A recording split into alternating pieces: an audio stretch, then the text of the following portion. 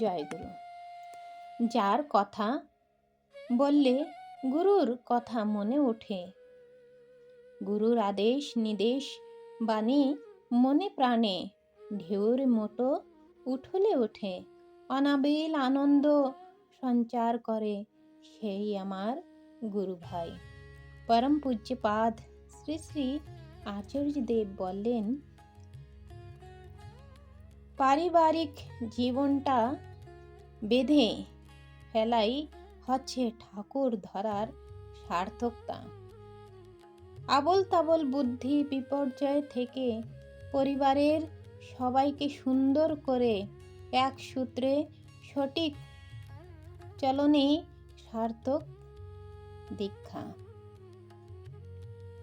পরিবারের সদস্য যদি যার যার মতো হেলি চলনে এলোমেলো চলে করে, তাহলে 100 টাকার মধ্যে 90 টাকাই বাজে খাতে চলে যায়।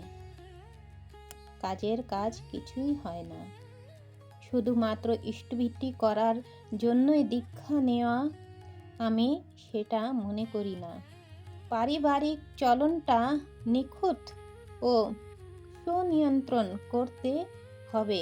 স্ত্রী পুত্র কন্যা সবাইকে এক আদর্শে ইষ্টনিষ্ঠ নিয়মবিধি মেনে চলবে।